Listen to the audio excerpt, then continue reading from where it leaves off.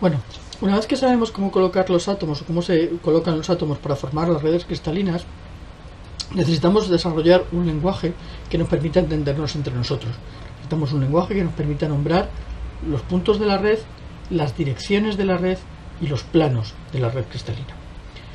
En este punto yo recomiendo hacer estos ejercicios, seguir este tutorial del programa DoItPoems. Es un paquete que explica muy bien cómo se produce la indexación, cómo se realiza esa indexación de los planos, todas las convenciones de este lenguaje que estamos desarrollando, cómo pintar los planos de la red, etcétera. Lo recomiendo encarecidamente. Bueno, vamos a ver cómo nombramos los puntos de la red. Los puntos de la red se referencian al origen elegido siempre en unidades del parámetro de red. El origen elegido es totalmente arbitrario. Lo he puesto aquí, pero lo podría haber puesto aquí, o aquí, o aquí. Es absolutamente arbitrario, siempre que seamos coherentes. Es decir, si yo desplazo el origen, tengo que desplazar todas las referencias que esté tomando. Eso es así porque cuando yo construyo un cristal, lo construyo colocando celdas adyacentes una detrás de la otra en las tres direcciones del espacio y hasta el infinito. Por lo tanto, me tiene que dar igual donde coloca el origen. Es arbitrario. Bueno, en este caso los puntos de la red que hemos pintado aquí pues son el 0, 0, 0, que es el que hemos cogido como origen, 1, 0, 0, entendiendo que este 1 no es un centímetro, ni un metro, ni es un parámetro de red en esta dirección, 1, 1, 0, un medio, 1, 0. En este caso tenemos el triedro, es una red cúbica, luego esto es muy fácil porque son 90 grados. En casos de otras redes más complejas, octogonal, rómbica, trigonal, pues entonces estos ejes no harán 90 grados, pero la definición es la misma. En el caso de las direcciones se nombran como los vectores correspondientes, es decir, si yo tengo dos puntos, una dirección siempre está marcada por dos puntos, pues si yo tengo dos puntos, el vector correspondiente será la diferencia entre las coordenadas de esos dos puntos. Para A, 1, 0, 0, menos 0, 0, 0, 1, 0, 0. Y la notación que elegimos es esta, sin comas ni nada. 1, 0, 0 denota la dirección y se encierra entre corchetes. Lo mismo hacemos para B, sale 1, 1, 1, y lo mismo hacemos para C. Y aquí en C, como uno de los puntos es un medio, 1, 0, lo que hacemos es un paso intermedio, que es, en vez de dejar menos un medio, menos 1, menos 1, 1, multiplicamos por 2 para reducir a números enteros. Y me queda la notación menos 1, menos 2, 2. De nuevo, entre corchetes. Fijaos además que cuando tengo un número negativo, lo que se hace es colocar una barrita encima del número que es negativo. Eso indica que es un número negativo. Desde el punto de vista de la cristalografía, desde el punto de vista de la simetría, hay una serie de direcciones que son equivalentes. Evidentemente, todas las aristas del cubo van a ser equivalentes. Si yo me muevo por una arista, la disposición de átomos que me voy a encontrar va a ser siempre la misma. Si me muevo por una diagonal, lo mismo. De tal manera que estas tres direcciones que hemos marcado aquí en verde, pues van a ser equivalentes. Esas tres direcciones son la 1, 0, 0, 0, 0, 1, 0, 1, 0. De igual manera serán equivalentes a las otras aristas. Bueno, pues a todas estas direcciones que son equivalentes las agrupamos, decimos que constituyen la familia de direcciones 1, 0, 0 y lo encerramos entre estos corchetes triangulares. Lo mismo hacemos para otras direcciones y por ejemplo aquí hemos marcado también las direcciones de la familia 1, 1, 0 que son igualmente equivalentes. Un pequeño ejercicio, una red cúbica, escribimos todas las direcciones de la familia equivalentes de las familias 1, 0, 0, 1, 1, 0 y 1, 1, 1 y vamos a pintar esas direcciones en el cubo, en la celda unidad. A continuación lo vamos a complicar un poquito y para cada una de las celdas cúbicas vamos a colocar los átomos donde corresponda a cada una de esas direcciones para darnos cuenta de que efectivamente desde el punto de vista de la colocación de los átomos son equivalentes. Y finalmente lo complicamos un pelín más, elegimos una dirección para que no sea demasiado largo, elegimos una dirección de cada familia y vamos a estimar para cada tipo de celda la densidad o factor de empaquetamiento lineal en función siempre del parámetro A. De esta manera lo que vamos a ver es cuáles son las direcciones más compactas en cada una de las estructuras. Bueno, vamos a nombrar ya los planos. Para nombrar los planos necesitamos también una notación. En este caso es una notación de 3 números enteros que se conocen como índices de Miller. ¿Cómo se construyen estos índices de Miller? Bueno, lo primero que hacemos es determinar los cortes con los ejes del plano, con los tres ejes. Después invertimos esos puntos de corte, reducimos a un número entero y finalmente alcanzamos la notación HKL, que son los índices de Miller. Vamos a ver esto con tres ejemplos. El plano A. El plano A corta al eje X en el punto 1, al eje Y en el punto 1, al eje Z en el punto 1. Siempre en términos de parámetro de red. Por lo tanto, estos son los cortes con los ejes, hacemos las inversas, no hay fracciones que reducir y la notación nos queda 1, 1, 1. Y esta vez lo indicamos entre paréntesis y siempre sin comas. Vamos al plano C. En el plano C, que es este que está marcado aquí, es un plano que no corta al eje Z, solo corta al eje X y al eje Y, pero es paralelo al eje Z. Por lo tanto, los puntos de corte van a ser X igual a 1, Y igual a 2, y a Z no lo corta, por tanto lo corta en el infinito. Hacemos las inversas, 1, 1 medio, 1 partido por infinito. Reducimos las fracciones, porque ahora me queda aquí este medio. Para reducir las fracciones multiplicamos por el denominador que me permite quedar los números enteros, el mínimo entero, y me quedará 2, 1, 0. Por lo tanto, notación de índices de Miller, 2, 1, 0. Hemos dejado el plano B para el final. El plano B es el plano XZ, ¿vale? El plano XZ solamente corta al eje Y, no corta al eje X, no corta al eje Z, que es paralelo a ellos, es el plano XZ. Por tanto, los cortes con los ejes X igual a infinito, Z igual a infinito.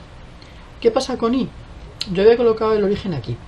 Si dejo el origen aquí, el corte con el eje Y sería 0, y cuando haga la inversa me va a dar 1 partido por 0 y no sé qué hacer con eso. Lo que hacemos es, puesto que el origen es arbitrario, desplazamos el origen, desplazamos una unidad completa, es decir, un parámetro de red entero, y hacia acá o hacia acá, me da lo mismo. Entonces, si lo desplazamos, supongamos que lo desplazamos hacia acá, pues entonces tendremos el punto de corte con el eje Y será 1, ¿vale? Si lo desplazáramos hacia acá, el punto de corte con el eje Y sería -1. No hay fracciones, los puntos son, las inversas son 0, 1, 0, y por lo tanto tenemos aquí 0, 1, 0. ¿De acuerdo? En el caso de las direcciones también hay planos que son equivalentes. Obviamente en un cubo las 6 caras del cubo van a ser equivalentes desde el punto de vista de la colocación de los átomos. Si esto es una cúbica simple, aquí, aquí, aquí y aquí voy a tener 4 átomos, pero aquí, aquí, aquí y aquí también. Si fuera una cúbica centrada en caras, aquí tendría otro átomo, y aquí tendría otro átomo, y aquí tendría otro. Es decir, que son equivalentes. Luego, en términos de simetría, planos como 0, 0, 1, 0, 1, 0, 1, 0, 0, son todos equivalentes. Y los agrupamos en la familia de planos 1, 0, 0, que encerramos esta vez entre llaves. De la misma manera, estos que tenemos aquí a la derecha, los planos 1, 1, 1, menos 1, 1, 1 y 1, menos 1, 1 son equivalentes, los notamos con la entre llaves 1, 1, 1 y decimos que esto es la familia de planos 1, 1, 1. Vamos a hacer también un ejercicio facilito, como veíamos antes con las direcciones. En una red cúbica vamos a escribir todos los planos equivalentes de estas tres familias, las tres familias más simples que hay, 1, 0, 0, 1, 1, 0, 1, 1, 1. Y vamos a pintar esos planos en el cubo. A continuación vamos a hacer para cada una de las celdas cúbicas, vamos a colocar los átomos donde corresponda para cada plano, de tal manera que veremos cuáles son los planos más compactos, de la misma manera que antes veíamos cuáles iban a ser las direcciones, en las que cómo estaban colocados los planos en las mismas direcciones. Vamos a ver que efectivamente el plano 1, 0, 0 tiene colocados los átomos en los mismos sitios que el 0, 1, 0. Y finalmente vamos a calcular la densidad o factor de empaquetamiento superficial, como siempre en función de A. ¿De acuerdo? Bueno, el caso de la celda hexagonal es un caso un poquito particular. Merece la pena mirarlo aparte porque hay muchísimos cristales que cristalizan en esta estructura, porque es una estructura muy compacta. Veíamos además, cuando hablábamos en el vídeo en el que hablábamos de los empaquetamientos, veíamos que la diferencia entre la cúbica centrada en caras y la hexagonal compacta simplemente es el orden de apilamiento de las sucesivas capas. Entonces son estructuras que se van a alternar muchas veces y va a haber muchos compuestos que van a poder presentar las dos formas alotrópicas, cúbica centrada en caras y hexagonal. Por lo tanto, con el caso de la hexagonal se hace una excepción y se ha desarrollado una notación alternativa que se conoce como índices de Miller-Bravais.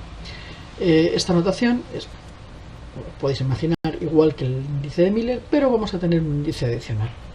¿Por qué? Pues se ve muy bien aquí. Aquí tenemos en realidad la celda primitiva sería esta, la celda unidad sería esta, que normalmente pintemos todo el hexágono, sabemos que eso no es la celda primitiva, sabemos que la celda primitiva en realidad es solamente este trazo. ¿Qué es lo que ocurre? Vamos un poquito para atrás. ¿Qué es lo que ocurre? Pues lo que ocurre es que si yo miro este plano y este plano, hombre, son las caras del prisma, deberían ser equivalentes desde el punto de vista de simetría. Los átomos van a estar colocados igual. Sin embargo, si yo calculo los índices de Miller tal como hemos hecho en el apartado anterior, resulta que este va a ser el 1 menos 1, 0, este va a ser el 1, 0, 0 y este va a ser el 0, 1, 0. Es decir, que con los índices de Miller, a primera vista, va a resultar muy difícil identificar planos que sean equivalentes desde el punto de vista de la simetría. ¿Qué hacemos entonces? Bueno, pues lo que hacemos entonces es decir, vamos a hacer un truco. Vamos a incluir un cuarto vector de la red. Normalmente teníamos este vector A, el vector B, el vector C, que es el que sale, que es el eje, este eje. Pues ahora vamos a incluir un tercer vector, que es este vector. Vamos a incluir un parámetro T y vamos a incluir un vector T, que es una combinación lineal de A y B. Por lo tanto, no nos estorba. No estamos haciendo ningún cambio de coordenada, no estamos haciendo nada. Simplemente estamos haciendo un cambio en el que introducimos un vector extra. Y con ese vector extra, lo que hacemos es definir un cuarto índice. Si el vector es menos A más B, razonablemente, el índice va a ser menos H más K. Bueno, pues cuando pasamos los índices de Miller a los índices de Miller-Bravais, es decir, cuando estos hacemos ese I igual a H más K, resulta que el plano 1, 1, 0 se convierte en el 1 menos 1, 0, 0. El 1, 0, 0 se convierte en el 1, 0 menos 1, 0. 0, 1, 0 es el 0, 1 menos 1, 0. Y claro, ahora sí es muy fácil reconocer que estos tres planos pertenecen a la misma familia, porque tienen los índices, simplemente son permutaciones de los índices, y por lo tanto nos va a resultar una notación en el caso de la red hexagonal, que es... Vamos a ponerlo en práctica. Vamos a ponerlo en práctica con dos direcciones y dos planos. Vamos a empezar por los planos. El plano A, los cortes con los ejes serán A igual a B igual a D infinito, porque no los corta, y solamente corta al eje C en 1. Las inversas todas 0, excepto la de C, que es 1. Notación de Miller-Bravais 0, 0, 0, 1. Es la misma. Plano B, pero es más fácil hacer los cortes. En el plano B, lo mismo. Los cortes con los ejes pues serían 1, 1, 1, menos un medio, 1, por cómo está construido. Está apuntando hacia atrás, por lo tanto menos un medio. Las inversas, pues 1, 1, menos 2, 1. Notación de Miller-Bravais 1, 1, menos 2, 1. Para las direcciones hacemos lo mismo, pero para las direcciones lo que hacemos es coger dos puntos y calcular el vector, como hemos hecho antes. El vector será el 0, 0, 1, por ejemplo en el caso de la C, 0, 0, 1, menos 1, 0, 0, que me queda menos 1, 0, 1, en notación de Miller. Si queremos ir a notación de Miller-Bravais, pues me quedará menos 1, 0, 1, 1. Y lo mismo para la dirección D. Los puntos son 1, 0, 0, 0, 1, 0. Calculamos el vector, que es menos 1, 1, 0. Notación de Miller, menos 1, 1, 0. Notación de Miller-Bravais, menos 1, 1, 0, 1. Ya está. Bueno, los sitios entre... La red no está totalmente ocupada por los átomos de las posiciones de red, porque son esferas, y por mucho que las compactes, siempre van a dejar huecos. Bueno, pues los huecos que hay entre átomos son los que se conocen como posiciones intersticiales. Son puntos, posiciones entre dos puntos de red. Normalmente están ocupadas por impurezas, normalmente pequeñas, pero también pueden estar ocupadas por átomos propios de la propia especie que constituye el cristal, que para eso normalmente hace falta que se compensen con otros tipos de defectos, como ya veremos. En la mayor parte de las estructuras, las posiciones intersticiales son más pequeñas que las posiciones de red, porque la estructura cristalina se va a formar de tal manera que la estructura sea lo más compacta posible. Por tanto, esas esferas con las que estamos pretendiendo que son los átomos van a estar todo lo juntas que puedan. Las impurezas, por muy pequeñas que sean, normalmente son más grandes que esos sitios, con lo cual van a producir una distorsión de la red. Por eso es tan difícil en algunos casos acomodar impurezas. Hay tres tipos, en función de la geometría, hay tres tipos de sitios intersticiales. En los sitios cúbicos, la posición intersticial estaría en el centro de un cubo. Una cúbica simple, el centro del cubo no es punto de red, pero ahí podría haber una impureza. Tiene el número de coordinación más alto posible, 8, porque cada intersticial que coloquemos ahí va a estar en contacto con 8 átomos de la red. También va a ser el sitio más grande. En el caso del sitio tetraédrico es un poquito más pequeño, el número de coordinación es 4. El intersticial va a estar en el centro de un tetraedro y cada intersticial estará en contacto con 4 átomos de la red. Ahora vamos a ver los esquemas. Y en el sitio octaédrico, el intersticial estará en el centro de un octaedro, tiene un número de coordinación 6, y cada intersticial va a estar en contacto con 6 átomos de la red. Bueno, pues en la cúbica simple tenemos un sitio cúbico en el centro del cubo, un medio, un medio, un medio. En la red cúbica centrada en caras tenemos un tipo de sitio octaédrico que está aquí, en el centro de las caras, ¿vale? Y vemos aquí que es octaédrico, aquí tenemos el octaedro, ¿vale? Está unido, tetraédrico, perdón.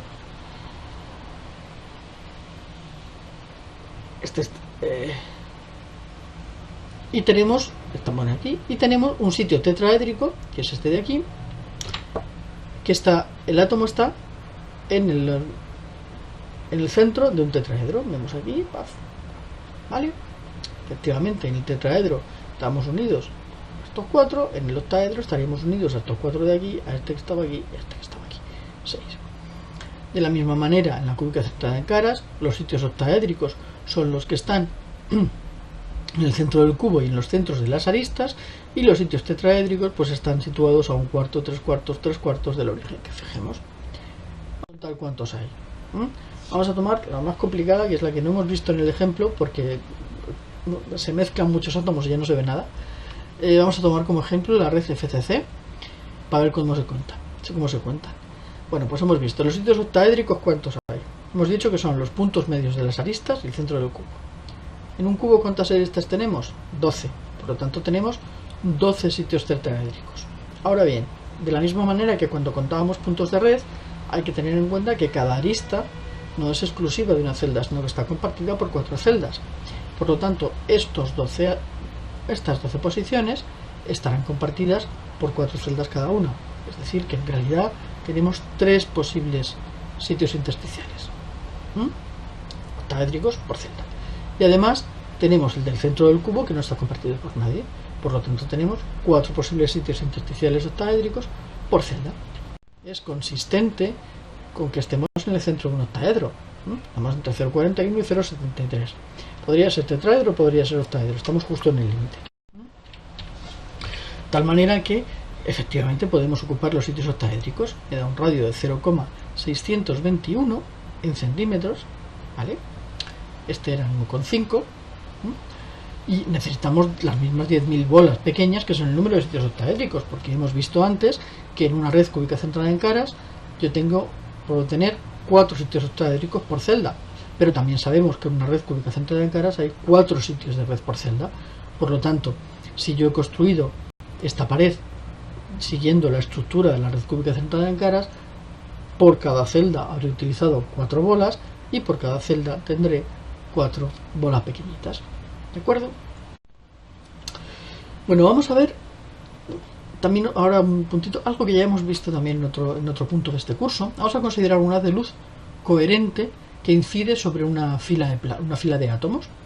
Incide con un ángulo θ sub i y por lo tanto saldrá difractado cuando se den las condiciones adecuadas con un ángulo θ sub t. Nos vamos a fijar en este par de planos. ¿Qué es lo que va a ocurrir? Cuando este haz y este haz me den una interferencia constructiva, lo que yo voy a ver es un máximo en la intensidad difractada. Cuando me dé una interferencia destructiva, lo que voy a ver es que no ha difractado, y entre medias pues veré un fondo extraño. Pero voy a ver interferencia constructiva cuando se cumple una determinada condición. ¿Qué determinada aquí? Por la geometría que teníamos aquí, estamos midiendo la diferencia entre el ángulo de incidencia y el ángulo de difracción, por lo tanto tiene que ser 2θ. Bueno, calculamos θ, calculamos el seno de θ y ahora aplicamos la ley de Bragg con el plano que queráis, da igual. Por ejemplo, con este T400 lambda 2 seno de θ, sabemos que entonces la distancia interatómica correspondiente a este plano es 0,71699, ¿vale? Armstrong. Por otra parte, sabemos que en la red cúbica A sub 0 es igual a D a una distancia interatómica en la que sea, D si es la distancia 400, por la red cuadrada de los correspondientes índices de Miller. Por lo tanto, me sale 2,868 Armstrong. Si yo ahora me voy a unas tablas, pues entonces comprobaré que este es el parámetro de red de una hierro en estructura cúbica centrada en el interior. Es decir, veis la utilidad de hacer un diagrama de difracción.